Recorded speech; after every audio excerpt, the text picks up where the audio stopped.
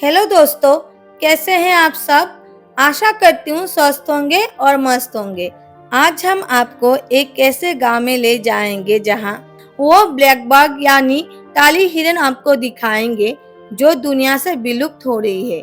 और वो पेड़ भी दिखाएंगे जिस कारण चिपकू मूवमेंट की शुरुआत हुई थी। आज हम विष्णु विलेज जा रहे हैं जो कि जोधपुर से करीब 25 किलोमीटर की दूरी पर है। हमने जोधपुर घूमने के लिए स्कूटी रेंट में लिया और इसी स्कूटी से अभी विष्णु विलेज जा रहे हैं। आप भी चाहे तो जोधपुर में घूमने के लिए स्कूटी या बाइक रेंट में ले सकते हैं, क्योंकि मेरे ख्याल से यहाँ घूमने के लिए ये सबसे अच्छा और सस्ता साधन है। अभी हम उस पॉइंट पे पहुंच गए हैं जहां से विलेज सफारी के लिए हमें जीप लेना होगा, क्योंकि कंजर्वेशन पार्क के किस लोकेशन पे जाना है ये हमें पता नहीं है। अगर आप यहाँ सफारी के लिए आते हैं तो आपको 1200 से 1500 के बीच में गाड़ी मिल जाएगी और आप अपना स्कूटी या बाइक भी यहाँ पार्क कर सकते हैं। हमने ये भी सुना है कि अंदर हर तरह के गाड़ी जा भी नहीं पाती है और यहाँ के ड्राइवर काफी एक्सपर्ट हैं जो कि यहाँ के हर लोकेशन को जानते हैं। हम अभी सफारी के लिए निकल चुके हैं। ये सफारी 2 से 2.5 घंटे की होगी, जिसे हम शॉर्ट में कवर करेंगे। पहले हम एक रिजॉर्ट में पहुंचे हैं जिसे एक गांव का रूप दिया गया है। पहले विष्णु विलेज में रहने के लिए कोई जगह नहीं थी, लेकिन अभी आप यहां आकर इस रिजॉर्ट में रह सकते हैं और गांव का आनंद भी उठा सकते हैं। यहाँ छोटे छोटे सुंदर हाट बने हुए हैं जहाँ हर तरह की सुविधाएं उपलब्ध है। हम अभी कंजर्वेशन पार्क के लिए निकल गए हैं। पहले हम बिश्नोई समुदाय के विषय में कहना चाहेंगे। यह समुदाय पश्चिमी थार रेगिस्तान और भारत की उत्तरी राज्य में रहते हैं। इस समुदाय के संस्थापक जम्बोजी महाराज हैं। जम्बोजी महाराज द्वारा बताए 29 नियमों को पालन करने वाला बिश्नोई है। बिश्नोई शब्द की उत्पत्ति 20 और 9 से हुई है। बिश्नोई समाज की पर्यावरण संरक्षण और वन एवं वन्य जीव संरक्षण में महत्वपूर्ण भूमिका है। आपको यहाँ पर इस तरह के काफी पेड़ दिख जाएंगे। इस पेड़ को खेजड़ी का पेड़ कहा जाता है। जहाँ तक मैंने सुना है कि करीब 1730 में जोधपुर के राजा अभय सिंह ने अपना महल बनाने के लिए खेजल्ली गांव से खेजड़ी के पेड़ को काटने का सैनिकों को आदेश दिया। क्योंकि इस पेड़ का क्षेत्र में सांस्कृतिक और आर्थिक महत्व था, अमृता देवी बिश्नोई और उनकी 3 बेटियां पेड़ से लिपट गई और विरोध में खड़ी हो गई।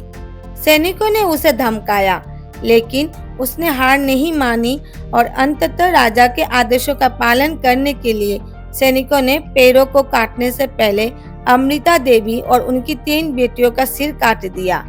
यह देखते ही गांव के और लोग इकट्ठा हो गए। देखते ही देखते करीब 363 लोगों को मार दिया गया। जब राजा को इस बात की खबर हुई तो उन्होंने गांव वालों से माफी मांगी और सैनिकों को पेड़ काटने से रोक दिया।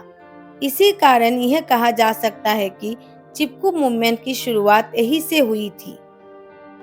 हम अभी लूनी नदी के तट पे आ गए हैं। यह नदी थार डेजर्ट में बहने वाली सबसे लंबी नदी है और भारत के राजस्थान और गुजरात राज्य से बहती है। हम अभी उस जगह पहुंच गए हैं जहां हमें काले हिरन यानी ब्लैक बाघ दिख गए हैं। जून में एक ही काला हिरन दिखने को मिलते हैं। भारत में इसे कृष्णमिक के नाम से भी जाना जाता है। नर हिरन की पहचान है काले रंग के 30 से 70 सेंटीमीटर तक घुमावदार लंबे सींग। वही मादा हिरन के सींग नाक के बराबर होते हैं। यह शाकाहारी होते हैं और इनकी उम्र लगभग 10 से 15 साल होती है। जोधपुर के बिश्नोई काले हिरन को अपने भगवान जाम्बेश्वर जी का अवतार मानते हैं। अंतर्राष्ट्रीय प्रकृति संरक्षण संघ ने काले हिरन को लुप्त होने वाले जानवरों की श्रेणी में रखा है।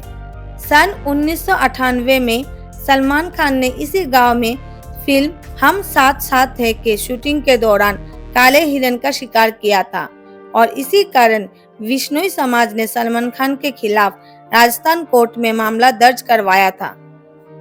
बिश्नोई समुदाय ने काले हिरण के सम्मान में ये स्मारक बनवाए हैं। इस गांव में खेजड़ी के पेड़ और हिरणों के अलावा एक प्राकृतिक झील भी है जिसे गुडा बिश्नोई लेक कहा जाता है।